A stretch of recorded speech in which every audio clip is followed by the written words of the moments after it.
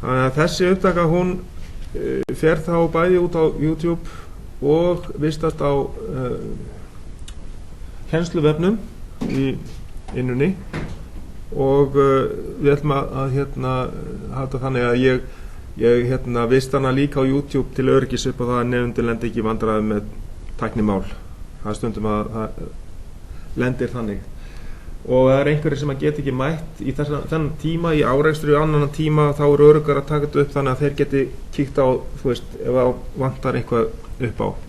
En endilega spyrja ef það er eitthvað sem er óljóst. Þetta er rétt að renna yfir kennsluáætlun sem er ekki búið að setja inn á rekstrarhandbókina en er að mestu leyti að ég held í lagi og ég set hana þá bara leið inn á kennsluvefinn þegar búið er að fara yfir hana og birta hana á rekstrarhandbókinni og þá fer hún inn á kennsluvefinn undir námsáætlun. Það er búið að breyta nafninu á þessu öllu saman, þetta heitir ekki kennsluáætlun, heldur allt saman námsáætlun núna frá þessari önn. Þá breytist þetta nafn á þessu skjali. GATT 45 heitir þetta skjali í rekstrarhandbókinni. Og síðan er breyting á þessum áfanga, hann er ekki lengur lokaprófsáfangi, hann er símatsáfangi og það er bara eftir að vita hvort að þessi uppsetning verður samþykkt. Það er bara komið ljós því að áður var það lokapróf og síðasta áætlun var samþykkt sem lokaprófsáætlun.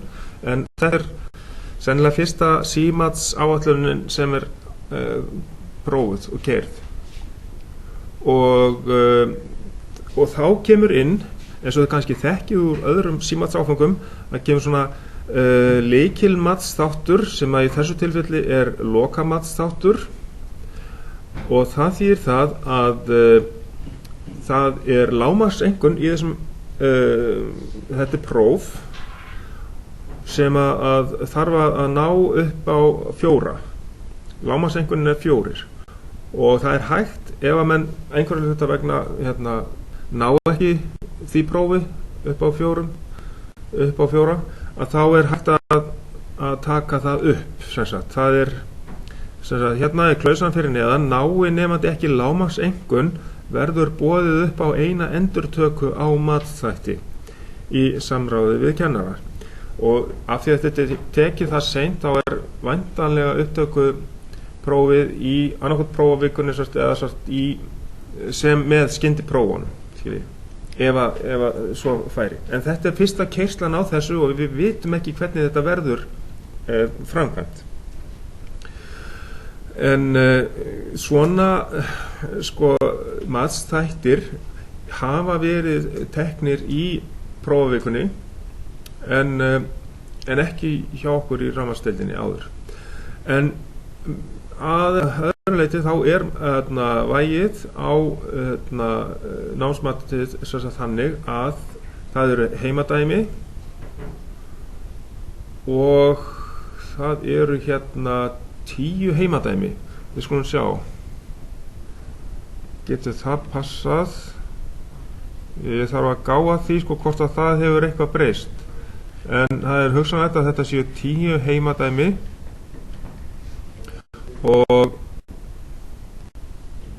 þau hafa jafnt vægi, það er skilað innu, það er 20% af annar einkunn.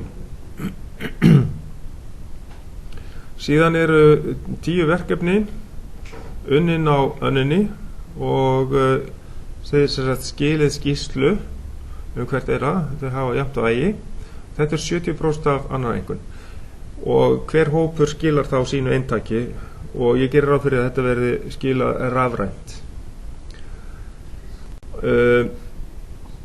Síðan er annað já, ok, ef það er fjarverandi í verklegum tíma þá fær hann ekki einhvern fyrir viðkomandi skýrslu ef hópurinn skilar allur sinni skýrslu og nemandi er ekki mættur þá fær hann ekki sína einhvern inn þá er hann ekki með. En hins vegar þá er þetta að taka þessa skýrslu seinna á önninni, kannski í lokin. Þá getið tekið skýrslu upp sem þið hafið mist af, veikir, og þá getið tekið hann upp og skilaði henni inn og fengið einkunn fyrir þá skýrslu og þá skilið henni sem einstaklingar skiljið. Það var að skila þess öllu sem PDF í gegnum LaTeX Já, eða ekki endilega PDF, það má skila skýrslunni á Word-formi sko. Og ef þið þurfum að taka myndir þá setjið það bara myndir á útreikningum sem bara myndir inn í Word-skjölin. Það bara gera það lang einfaldastan hátt þannig. Og líka það að ég gæti þá hugsanlega farið inn í skýrslunar, gert leiðréttingar, skrifa þess tilbaka og sett það sem skjal sem að þið getið séð í innunni, skiljið. Og í þessu er 2 skyndipróf, seinna skyndiprófið, það lykilmatsþáttur, en það gildir 10% af annarengun og það þýðir það að það er lágmarksengun 4 í því. Og við sjáum hérna, skyndiprófin eru 2, það sjáum hérna skyndipróf 1, það í 9. viku, það ekkert vægi á því, því sjáum það 0% hérna. Og það hérna, segulmagnið og ristströms hlutan. Síðan heldum við áfram og tökum rafvélarnar, jafnströmsvélarnar og náttúrulega mælitæknina og svo kemur skyndipróf 2, það í 14. viku hérna, það rétt fyrir páskafríð og það sem sagt með þessum lykilmatsþætti og það gildir sem sagt 6,5% af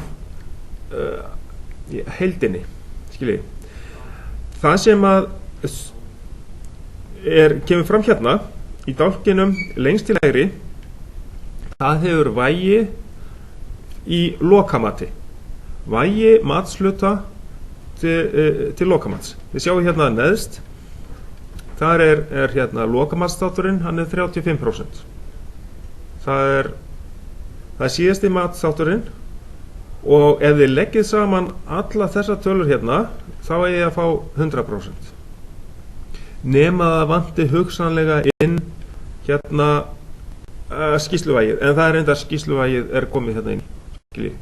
Þannig að einhvern fyrir skýrslunar, hún kemur, þá hefur þetta vægi 45,5% af öllum áfanganum. Þið sjáðu hérna, 45,5%. Og lokamatsþátturinn sem prófi í lokin 35%. En seinna skyndiprófið sem sagt 6,5%. Það hefur lítið vægi en hins vegar verðið að ná lágmarkseinkunn í því 4. Okay. Þannig að þetta sem sagt fyrsta keyrslan af þessum áfanga sem símats áfanga. Og bara rétt á að renna yfir efnið, hvernig við tökum þetta. Ég held að ég hafi verið búin að fara í þetta hérna samt. Við búin að tala skyndipróf 2, lykilmatsþátt, 10% af annarreinkun skiljiði. Þetta bara af annareinkunninni, sem að þá 65% af öllum áfanganum. Og síðan sem sagt annareinkurinn þá, já, heimadæmin, skýrslunar og hérna og skyndiprófið. Það myndar sem sagt þá annareinkunnina sem 65% í heildina. Og lokamatsþátturinn 35% og samtals gerir þetta 100%. En það getur hugsanlega verið að þessu verði allur saman skipt upp í þannig að þetta verði allt saman bara lokamatt, þetta verði vægið skipt upp í þannig að þetta verði alveg eins sett upp eins og hérna megin. En það verður bara komið í ljós hvort að þessu verður eitthvað breytt. Þannig að verði tekið út hérna annan einhvern af því að þetta ekki lokaprófsáfangi heldur símatsáfangi, þannig að það oftast að símatsáfangar eru ekki með annar einhvern en okkur skildist að það mætti verða annar einhvern jafnvel þótt að það væri símatsáfangar. En svo kemur fram hérna leyfð hjálpargögn í prófi.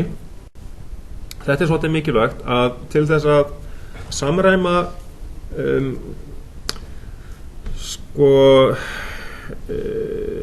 það sem að nemendur þurfa að taka með sér af reiknivélum. Sumir eiga dýrar og flottar reiknivélar, aðrir bara með svona meðal reiknivélar, að þá mælt með sem sagt þessari típu eða sambærilegri típu Casio FX 350 SE sem sagt eða sambærilegum vélum.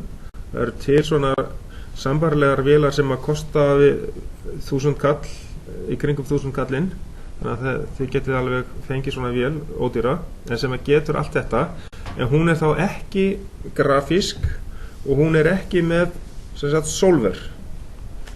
Það þá ekki hægt að forrita til þess að jafna sem sagt aðstöðu nemenda, þannig að menn séu með að sé ekki aðstöðu munur á milli nemenda, að menn séu með alveg sambærilega reiknivélar í prófi, að þá hefur þetta verið gert í gegnum árin, að vera með sambærilega reiknivélar í prófum almennt. Og í varðandi prófin að þá engin rituð hjálpargögn leyfð heldur. Og þið fáið alltaf það sem að síðustu blöðin í prófunum, það alltaf formúlublöð, skilji. Þannig að við dreifum formúlublöðum sem koma fram hérna í á kennsluvefnum. Þar eru formúlublöð sem við notum í gegnum önnina, og þau formúlublöð sem við þurfum bara að skoða það, hvort að það alveg rétt formúlublað sem að kemur svo með lokaprófinu aftast. Ok, og síðan þetta nýtt að í liðnum annað, ef veikindi hindra vinnslu matsþátta, þá þarf að skila inn vottorði á skrifstofu skólans til að eiga rétt á endurtöku þeirra. Þetta hefur reynda verið áður, þessi krafa. Önnur forföll sem hindra vinnslu matsþátta, eins og þetta lykimatsþáttar sem til dæmis skildipróf 2, þurfa að vera tilkynnt fyrirfram og samþykkt hjá kennara. Það sem sagt þýðir það að ég þarf að samþykkja það ef að þið getið ekki mætt, út af því að þið eru fara til læknis eða eitthvað skilji á þessum degi, á þessum tíma, þegar á að vera lykimatsþáttur, lágmarkseinkunn 4. Þá verður að láta mig vita fyrirfram, eða ef þið raunverulega veikir þarna, þá verður að skila inn læknisvottorði. Ok, til þess að eiga rétt á endurtöku, og ef nemandi skilar ekki verkefni á réttum tíma, þá dregst einn heill frá einkunn, og þetta kemur inn vegna þess að þetta breyting frá því að vera loka prófsáfangi yfir í símatsáfanga, og þá þetta sett inn að dregst einn heill frá einkunn ef skilað innan viku frá skilafresti. Þegar skilafrestur rennur út, þá fer yfir þetta hverju hafa skilað inn og svona, og gefa einhver fyrir það, og svo opnaði ég aftur fyrir skil, þannig að menn geti skilað þessu inn. Og síðan 2 heilir dragast frá ef skilaðir innan 2 vikna frá skilafresti. Og síðan eftir 2 vikur þá lokast fyrir skil á verkefnum. Og þannig að þetta svona nýtt sem hefur verið að samræma yfir fleiri fög. Síðan nemendur þurfa að ljúka lykilmatsþáttum með lágmarkseinkunnina 4 til að standast áfangan. Þannig að þið þurfa að passa ykkur að vinna allt vel og reglulega, þannig að þið séu vel með að nótunum. Þannig að til dæmis þið gætuð fallið í áfanganum eða þið næðuð ekki endurtökuprófi í skyndiprófi 2 til dæmis. Við nefnum það í versta falli, en ég trúi ekki að það geti gerst. En þetta þannig bara núna í þessum áfanga, þannig að þið þurfa að stunda þetta mjög vel. Og nái nemandi ekki lágmarkseinkunn verður boðið upp á eina endurtöku í matsþætti, sem sagt, í samráði við kennara. En hafi nemandi verið sannarlega veikur þegar verkefni var unnið og skilað vottorði þar þá fær hann að taka verkefnið í lok annar. Það líka það með verklegu æfingarnar. Það var eins og ég sagði ykkur þarna áðan, að þið getið tekið það í lok annarinnar og skilað inn og fengið þá einhvern fyrir ykkar persónulega skýrslu. Og síðan bara til að taka það sérstaklega fram, það rauninni á ekki að þurfa, að í öllum áföngunum þá lágmarkseinkunn 5. í heildina úr öllum áfanganum. Og þá það hvernig þetta kennt. Hérna við byrjum sem sagt núna, það sem ég að gera núna í þessari viku 2, það að kynna sem sagt efni áfangans og fara yfir kennsluáætlunina og við byrjum náttúrulega núna eftir á segulmagninu,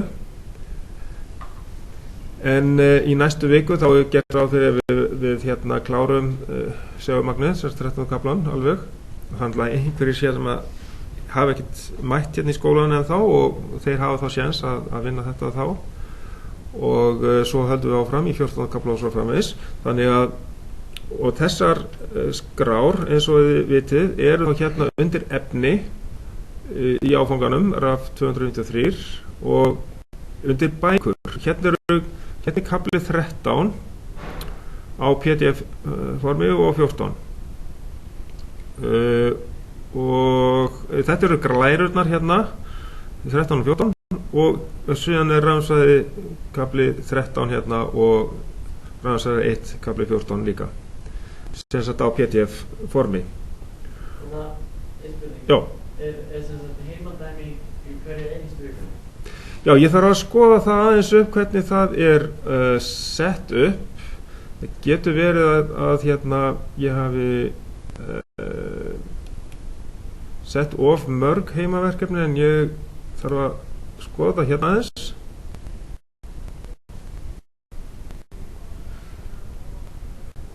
Þetta virðist hafa verið kannski 5 síðast, hérna heimadæmi 4,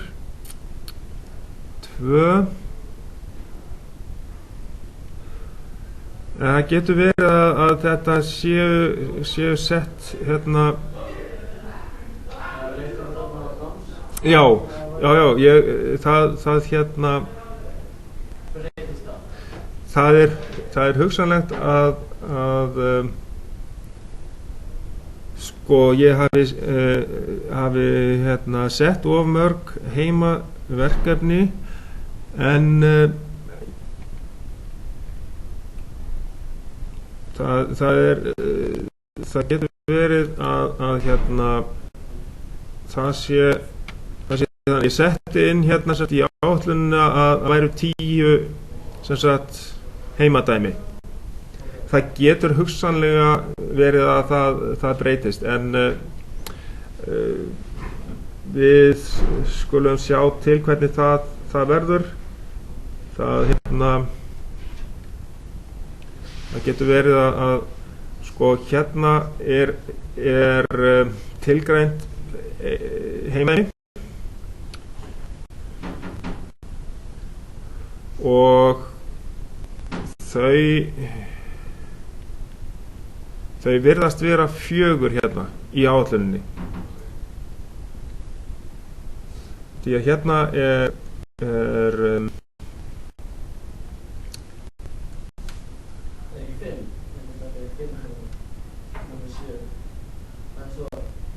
jú, hérna, já. Jú, þau eru 5. Þannig að ég þarf að laga þetta bara í áætluninni. Og heimadæmin koma þá fram hérna. Og þau hvert og eitt gefur 2,6% af öllum áfangunum, skiljið. Já, heimadæmin. Hvert og eitt heimadæmi gildir 2,6% af öllum áfangunum. Ok, og þannig að já, í næstu viku þá þarf ég að vera, eða ég opna fyrir þetta heimadæmi náttúrulega núna, og þið við skulum sjá með þessi heimadæmi hérna þarf ég að fara í efni í þessum áfanga, og var engin áfangi valinn. Jú, þetta er eftir áfangi undir efni, og hér ætti að vera heimadæmi, og það er ekki búið að opna fyrir neitt af þessu, en hér er heimadæmi 1, og við skulum sjá hvað það er, hvort að það passar, hvort að það er bara kafli 13 eða hvað, ég veit ekki, það kemur ljós.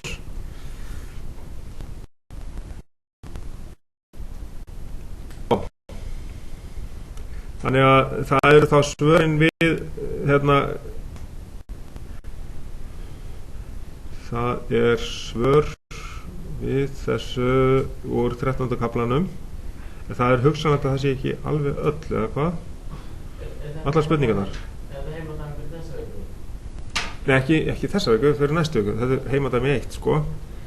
Það er ekki núna, heldur næst. Sjáðu, vika 2 er í gangi núna. Ef við opnum gömlu vinnuna, þá sjáum við hvaða vika er í gangi.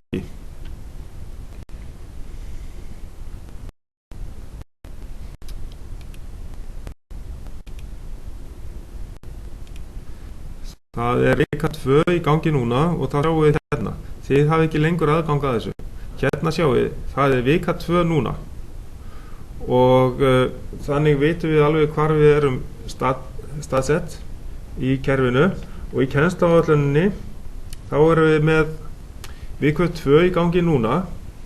En heimadæmi 1 kemur í næstu viku, skiljið. Skilin á því kannski í lokin þá eða seinna. Þú veist, miðnætti á föstudegi. Eða sunnudagskvöldi eða eitthvað svoleiðis. Já. Þannig að þið hafi kannski helgina til þess að klára að ganga frá. Þannig að heimadæmi 1 hefur þá verið síðast úr og það er ekki alveg allar spurningarnar greinilega hérna. Þannig að hérna hefur verið tekið eitthvað úr þessu. Einhver útdráttur úr 13. kaflanum. Það sem að því að skila inn. Ok, þá veitum við það, hvernig það lítur út. Heimadæmi 1. Og ég er búinn að opna fyrir það sem sagt. Hérna, ég er búinn að taka hakið af hérna, þannig að heimadæmi 1 er opið fyrir ykkur. Þannig getið byrjað að skoða það. Og þá skoðum við hérna áfram, kennsluáætlunina. Síðan tökum við 14. kaflan í framhaldi af þessu og það getur vel verðum búin með þetta í næstu viku og byrjum á 14. kaflanum þá eitthvað því að hann er svolítið lengri og síðan sem sagt það er allt efnið hérna eins og þið sjáuð að 14. kaflinn hérna eru glærurnar og hérna er sjálfur kaflinn sem að er hann er hérna 14. kaflinn hérna og það er rafmagn sem sagt hvernig við getum búið til spólu og við getum fundið sem sagt norðurpól og suðurpól á spólu og svo framvegis. Farið í gegnum allar þessar reglur sem við þurfum að nota sem er þannig tilbúin fyrir 17. kafla sem við tökum eftir ristunarsásunum og það er eitt dæmi sem við tökum í þessu það sem við reiknum út en hitt er allt bara svör við spurningum og teikningar og þannig að það er sagt eitthvað af teikningu sem þarf að skila inn þá þarf að taka mynd af því að setja það inn í skjal. Þannig ég ætla að skoða aðeins með 14. kaflan varðandi það er hugsanlega heimadæmi 2 þannig aðeins að opna fyrir hann hérna sjá hvernig það lítur út því að það getur verið að þau þurfa að taka myndir af einhverjum teikningum sem þarf að reisa upp en það er samt að koma samt með myndir það þarf bara að finna póla og setja inn straumstefnur og svo framvegis finna stefnu kraftlínu straumsins og slíkt og þá þarf að taka mynd af því og setja hana í staðin eða hreinlega það er líka hægt að taka skrifa hana inn svörin eða og skanna þetta og senda það þannig í PDF það er svo hægt líka bara tekið bara í rauninni bara skjáskot af þú veist af þessu uppi og bara breytið síðan bara í tölvunni bara í þú veist það er hægt að teikna inn á í tölvunni líka það er alltaf að gera það Þannig að hérna þarf að teikna inn á myndirnar svo að það hægt að gera það þannig og eins hér. Þannig að já, þetta ekki neitt gríðarlega mikið af myndum samt úr 14 heimadæmi 2. Þannig að við ráðum alveg við það allt í góðu lagi og að skila því rafrænt inn. Og svo byrjuðum við á riðstraumsrásunum í vikunni þar á eftir. Það sem sagt allavega þá í síðasta lagi 5. viku samkvæmt kennslu eða námsáætluninni og þá förum við í það allt saman og sú bók þetta inni einhver leyti líka á rafrænu. Það samt gott fyrir ykkur að hafa þetta í bókarformi. Hér skjal sem heitir riðstraumsrásir. Það hugsanlega að það sé eitthvað þar. Riðstraumsrásabókin, það hugsanlegt að hún sé hérna líka. Það gott að hafa hana samt á pappírsformi. Já, þetta það sem var sett á bók. Það eru ekki alveg öll dæmin í þessu hefti hérna sko. Þetta ekki með sama bókin og prentaða útgáfan. Þannig að það alveg hægt að nota þessa útgáfu líka sko. Þannig að við förum í það hvernig við getum myndað sínusbylgju úr ef við snúum spólu í segursviði, við á því að skoða það allt saman og fara í allar þessar skilgreiningar á hámarksgildi, virkagildi, reiðspennu og svo framvegis, augnabliksgildi og allir því. Þannig að þetta veist alveg nothæf bók hjá ykkur sem þá hérna efst í kennsluvefnum undir bækur. Það riðstraumsrásabókin hérna. Jæja, þá skulum við skoða fleira. Þegar við erum búin að reikna hérna fullt af dæmum í riðstraumsrásabókinu, komum við vel inn í það efni og þá tökum við skyndipróf úr því efni, úr segulmagninu og rafsegulmagninu og úr riðstraumsrásunum í viku 9 og það gildir ekki til lokamats. Þetta svo kallar leiðsagnarmat. Það þýðir það bara hvernig ykkur gengur og það kemur í ljós og það ágætt að geta æft sig með svona prófi, sjá hvað maður stendur. Svo höldum við áfram og tökum hérna 16. kafla rafmæla, mælitækni og afgreiðum það nú fljótlega og förum svo fljótlega í 17. kafla sem fjallar jafnstraumsvélarnar og að síðan gerið þið einhvern tímann á önninni takið mælingaverkefni, fengið upp jafnstraumsvél sem jafnstraums það bæði raðarmótor og affallsmótor, það hliðtengt segulvafið og síðan slingimótor. Það allir þessi mótorar 3 tegundir tengdar upp og þá ágætt að vera búið aðeins að minnast á þetta og það tekið í 3. liðunum held ég. Það verklegu skýrslunum skiptið upp í 3, 1 A og B og síðan 2 ABCD og 3 ABCD. Ég held að það sé í þessum kafla 3 í þessum skýrslum 3 eitthvað og þegar við erum búin að fjalla jafnstraumsvélarnar þá tekið skyndipróf 2 og það í rauninni úr öllu efninu, úr segulmagninu, úr rafsegulmagninu, riðstraumsrásunum og rafvélunum og það þetta skyndipróf 2 með lágmarkseinkunna 4 og svo förum við í páskafrí og þegar að páskafrí búið þá kemur ljós hvort að einhver þarf að taka upp skyndipróf 2, vonandi ekkert, vonandi engin, og þá farið í rafteikningar. Þetta af rafkerfum smábáta og það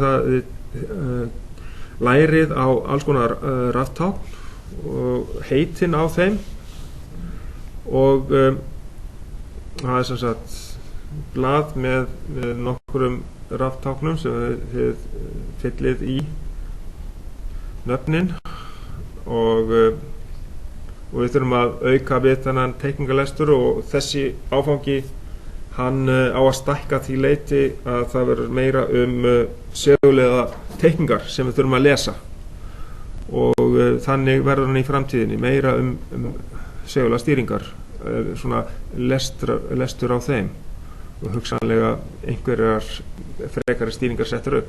En í 1B æfingunni þá byrjum við að tengja seguliðan sko á einfaldan hátt í rauninni og það er líka kennt tímaleiða, það er seinna inn tímaleiði og seinna út tímaleiði, þannig að það er grunnurinn kenndur þar segulega stýringar í verklegu æfingunum. Og í lokin hér sett inn í sem sagt lokaprófa vikuna lokamatþáttur sem að sko það eftir að koma í ljós hvort að þetta verður allt saman samþykkt, en það getur líka vel verið að verði í næstsíðustu viku hugsanlega, en það fer sko ef að þetta fer inn í lokaprófa vikuna að þá þarf það að bara skrá þennan lokamatþátt inn í ákveðið skjal í gæðakerfinu og þá gert ráð fyrir þessu lokaprófi í prófatöflunni sem að leyfilegt samkvæmt rekstrarhandbókinni og við verðum bara að sjá hvort að það gengur ekki örugglega eftir því að þetta eru dálítið margir áfangar sem að breytast með þessu hætti. Síðan aðeins undir í lokin þá talað námsgögn og öryggisbúnað að í innu þá ætti að vera listi yfir námsgögnin og ég hef náttúrulega farið yfir það hvaða bækur þetta eru í rauninni, það er rafmagnsfræði 1, það er rafmagnsfræði 2 og það er ritstjórnarsrásir, þessi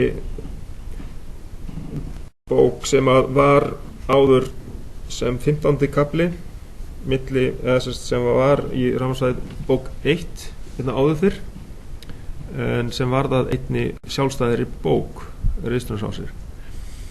Þannig að þetta að mestu leyti komið á rafrænt form, þannig að þið getið nýtt ykkur það eins og ég var að benda ykkur á kennsluvefnum og það bara eftir að kanna hvort það örugglega rétt upptalið á innunni, en síðan eru þessi verkefni sem að þið eruð í því að prenta út, þið eru að vinna í því.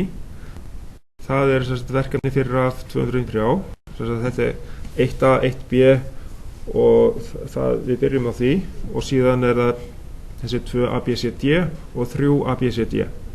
Þá eru komin með 10 æfingar og nú það er í verklega? Já, það er fyrir verklega hlutan og hér sem sagt segir nefndi prentaverkefnin út fyrir hvert verklegan tíma sem sagt, þannig að best að gera þetta í byrjun annarinnar þannig að við séum með þetta allt saman og velti listin það er þessi listi sem ég ætla að sýna ykkur, það er þannig að við tökum, það er ekkert allir búin að sjá þennan lista sem voru nokkrir sem voru ekki í morgun og þess sem að geta ekki séð þetta núna live að þeir getu kíkt á þetta seinna meir.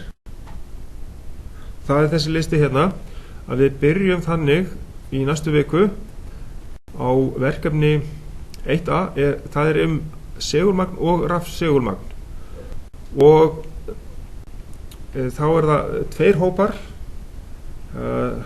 6 eða allt upp í 8 manns sem að taka það verkefni og síðan hinir 2 hóparnir, ef það er líklega bara 3 hópar í þessu, en ef það eru 4 þá er það 1G sem er tenging segurofa og tímaleiða og það er þá hinn hópurinn sem tekur það þannig.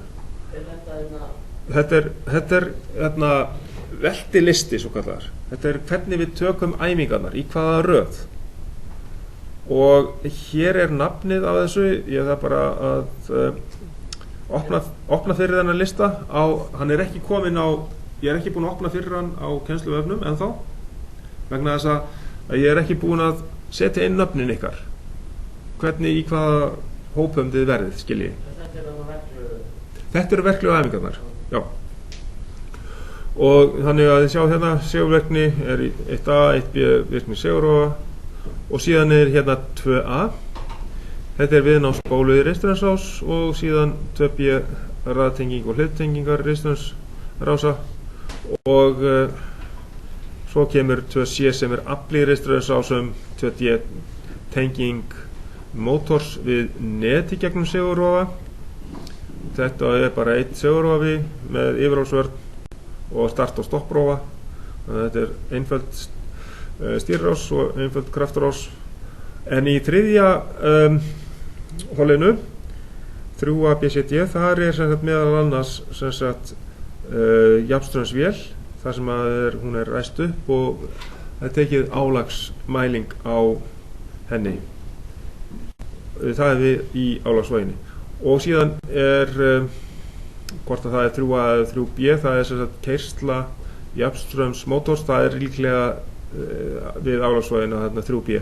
3A er væntanlega jafnströmsvélin sem affallsvél, það er hliðtengt segulvafið og raðarvél þar sem að segulvafið er raðtengt eins og í startara í bíl og síðan er slingivél þar sem bæði raðarvafið og affallsvafið er tengt, þannig að það er eins og er notað í jafnströmsmótorum, til dæmis í spilkerfum á skipum. Það sem er með rafmagnsspilkerfi og jafnströmsmótora. Það er ennþá í gangi og það er ennþá verið að framleiða slík mótora og slík spilkerfi. Það er hins vegar margt að gerast í þeim kerfum. Það er að verða rafströmsmótorar, jafnvel 3 á einni trommlu. En þetta er svona grunnurinn að jafnströmsvélinni þurfum við að læra vegna þess að þetta er ennþá í gangi. Við þurfum að skilja þetta vel og vandlega. Nú, einangrunarmæling kemur þarna líka inn og 3C sem sagt og 3D er þá mælitækni. Það er við erum að auka mælisvið straummælis og auka mælisvið spennumælis og útreikning og skilning á því allt saman. Þannig er allt varðandi verklegu æfingarnar. Svo að við tökum þetta svona og þannig að í einum tíma síðan sem sagt í 4. viku, já, það hérna við tökum þetta þá væntanlega fyrsta mælingin fer þá fram í 3. viku, þá senkar þessu aðeins af því við tökum ekki mælingu núna í þessari viku. Þá í 5. viku er þetta þannig að það er hver hópur í sínu verkefni, mismunandi verkefni. Þannig að það er 2A, B, C og D, það eru öll í gangi, þessi verkefni, 4 í einu. Þannig að þess vegna þurfum við að vera með allar skýrslunar tilbúnar. Ljómandi, og þá erum við eiginlega búin að fara yfir kennsluáætlunina. Það er bara hérna og þessi nauðsynlegi búnaður í verklegu, það er náttúrulega gráðbogi til þess að teikna vektoramyndir einfaldur vasaregnir og teikniáhöld, og síðan þurfum við að passa okkur vel og vandlega í verklegu tímunum og láta mig vita þegar við erum búin að tengja upp áður við setja straum á, og þannig að við pössum upp á tæki að setja ekki spennu á fyrir að ég er búin að skoða hvort að allt sé í lagi, og svo þegar ég er farin að treysta ykkur þá getið ég farið að tengja á þess að vera alltaf að kalla í mig. Þannig að það kemur nú allt saman í ljós og vonandi gengur þetta alveg mjög vel hjá okkur. Síðan, núna þá förum við bara í 13. kafla efnið, og þegar við erum búin að því þá hætti ég að taka upp og þá farið þið að svara þessu spurningum, og förum við í þetta hérna. Það er 13. kaflinn.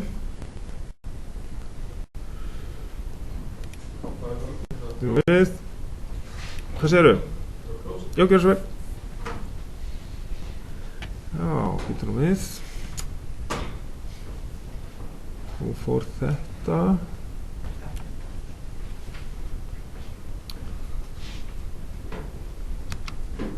Svona sjá, ég þarf að líklega færa mig yfir á þessa síðu hér. Og nei, já, ok, það gekk ekki alveg.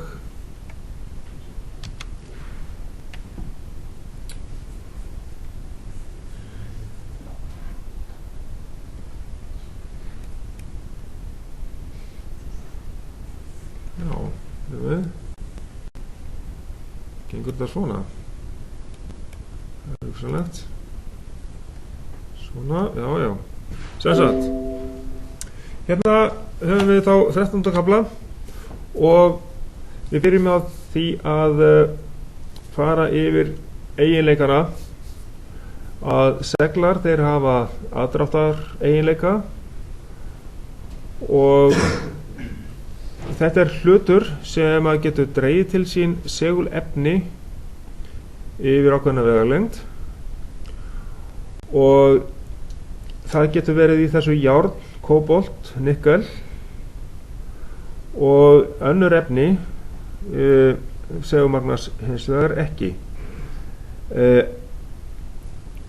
Notkun, það er áttaviti. Það er tæki sem að við erum með áttavita nál, og það er segul sem að getur snúist. Norðurpóll, það er endi seguls sem að bendir á norður, eða sem sagt það er þannig á norðurskautinu er suður segulskaut, og þannig að við sjáum hér að þetta er áttaviti, og þetta er norðurskautið á áttavitanálinni. Hún bendir á jarðfræðilega norðurpólinn vegna þess að þar er staðsett suður segull á jörðinni, og þá sjáum við það, er það ekki einhvers staðar hérna? Jú, hérna sjáum við hérna að suðurskautið á jörðinni er á norðurpólnum, en norðurpól er á suðurskautinu landfræðilega. Vissuð þið þetta ekki? Jú. Nei, ekki alveg okkur. Nei. En þetta er, þess vegna virkar þetta svona, og þess vegna sem sagt getum við sagt það að norðurpóllinn, hann dregst að gagnstæða pólnum, þannig að nálin, áttavita nálin sem er segulmögnuð, að norðurpóllinn, hann dregst að suður segulskautinu sem er staðsett á norðurpólum, en það hins vegar smá segulskekkja á jörðinni. Þið þekki það, sérstaklega þeir sem eru í skipstjórninni. Einhver í skipstjórna, engin mættur sem í skipstjórninni? Nei? Já, akkurat. Þeir náttúrulega kynnist þessu og þetta þarf að leiðrétta fyrir og svo framvegis. Nei. En þeir sem eru á þeirri braut, þeir kannast væntanlega við þetta og þurfa sérstaklega að læra þetta. Síðan skulum við renna aðeins yfir þetta áfram, síseglar, og það eru segulefni, það hert járn eða stál sem hefur verið segulmagnað og það hægt að útbúa sísegla með því að til dæmis að strjúka skrújárni nokkrum sinnum með segli í sömu átt. Og svo hægt að afsegla skrújárni með því að gefa kröftugt högg eða hita það upp og þá verða aftur óreglulegir grunnseglarnir í því. Þannig að það hægt að afsegla það með því hætti. Eða það væri hægt að setja spólu utanum þetta og setja jafnstraum á spóluna og mynda þannig norðurpól og hafa spóluna þannig yfir skrújárni innan í spólunni, þannig hægt að segulmagna líka skrújárni. Grunnseglar, þetta nýtt hugtak sem að þið hafa kannski ekki séð áður, að það hægt að skipta svona segli, stangarsegli sem ég myndi kannski kalla, þetta segulmagnaður nagli hérna. Ef við sögum hann sundur þá verða til fleiri seglar, þannig að það mjög erfitt að einangra segulskaut og yfirleitt það mjög erfitt og í sjálfu sér ekki hægt. Þannig að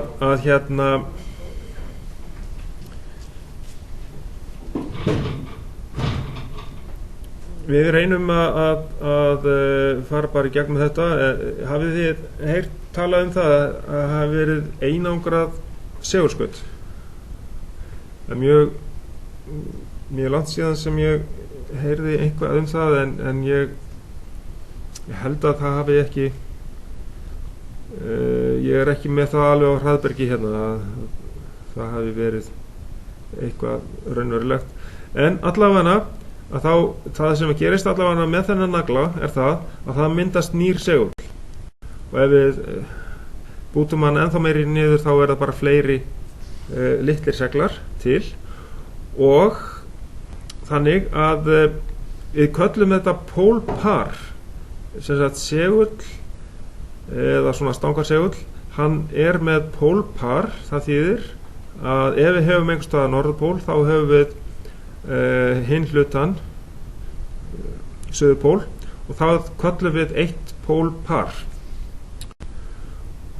og þannig að grunnsegullin eitt pólpar og ef við lítum inn í efnið að þá getum við teiknað svona gróflega upp að hér verið að teikna upp sem sagt marga grunnsegla sem að hafa óreglulega stöðu og þá þetta efni það út á við það ekki segulmagnað það hefur ekki áhrif á hluti fyrir utan hins vegar ef búið að segulmagna þá við búin að snúa grunnseglunum á einn veg þeir snúa allir eins og þannig við komin með segulkraftlínur hérna í gegnum alla grunnseglana í sömu átt og þá við búin að mynda segul hér sem við höfum norðurpól hérna vinstra megin og suðurpól hérna hægra megin samkvæmt þessari mynd hérna og þá fara segulkraftlínurnar hérna út úr norðurpólnum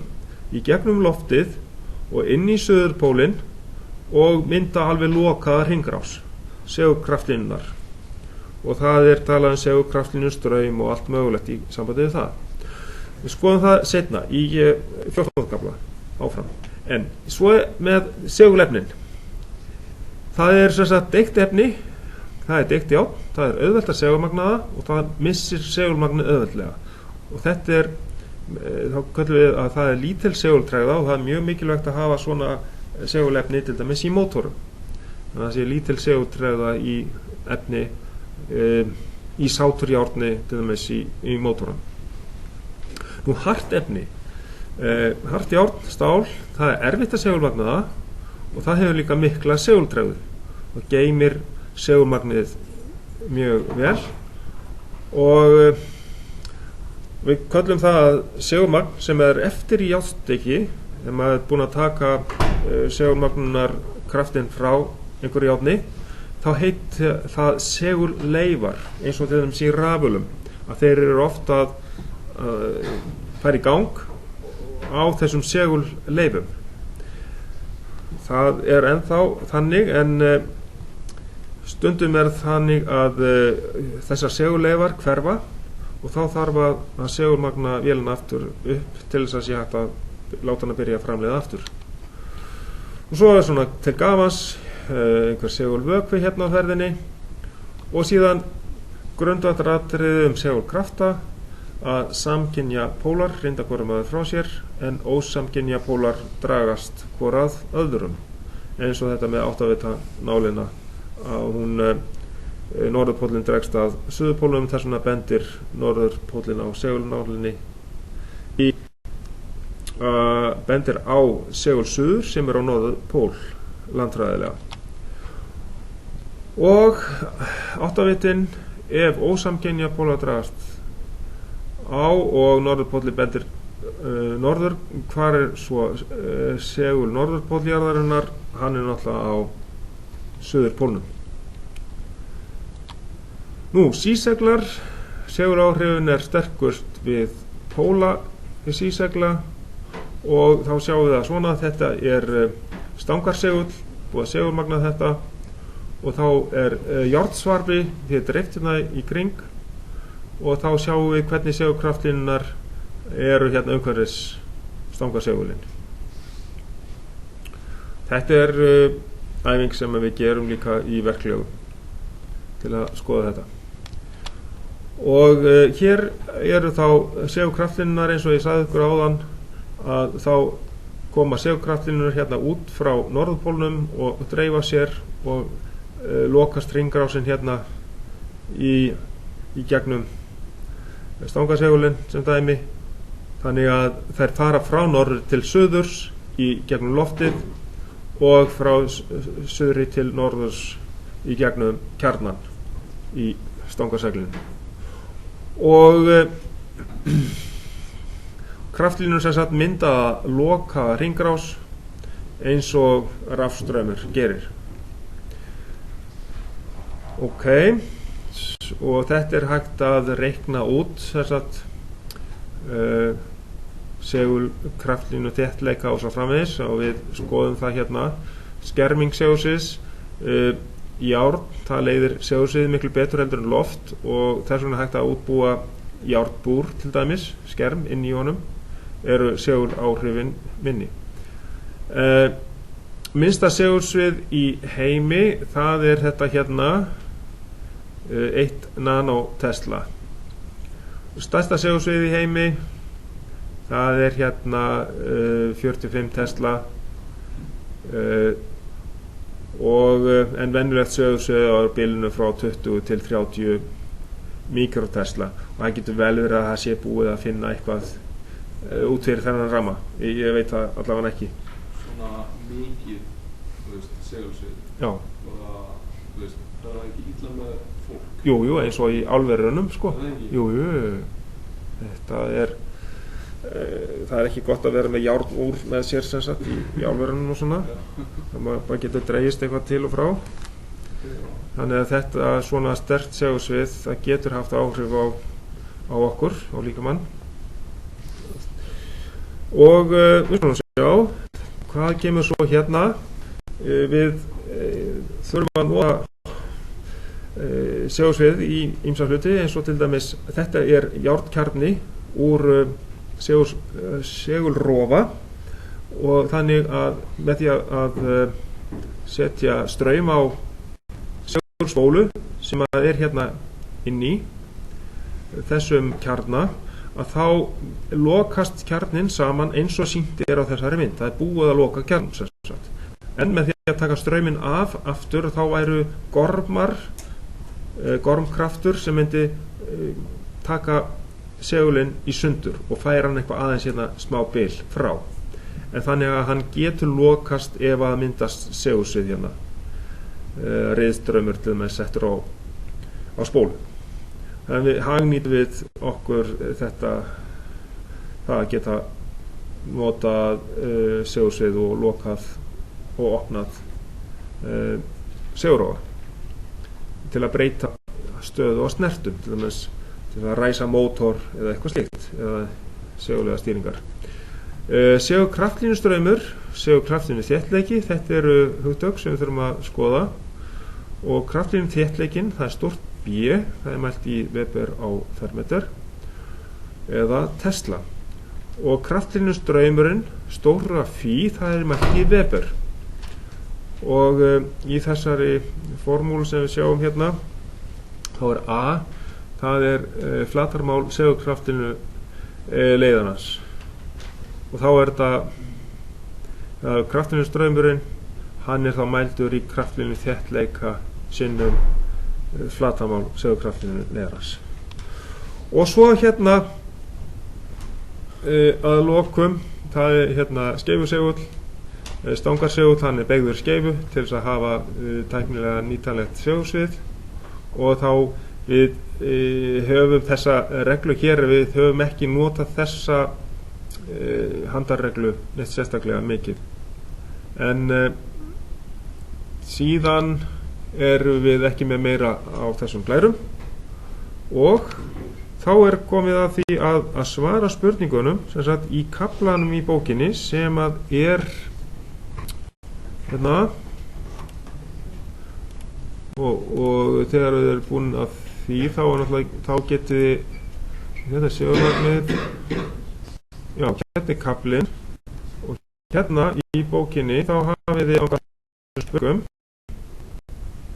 það er hérna æfingadæmi hér, hver átt að þetta nál, og svo framvegis hérna, og úr eitthvað af þessum spurningum kemur líka í heimadæmi 1. Þannig að nú skulum þið bara fara að byrja að vinna, og ég hætti að taka upp, segjum þetta gott núna.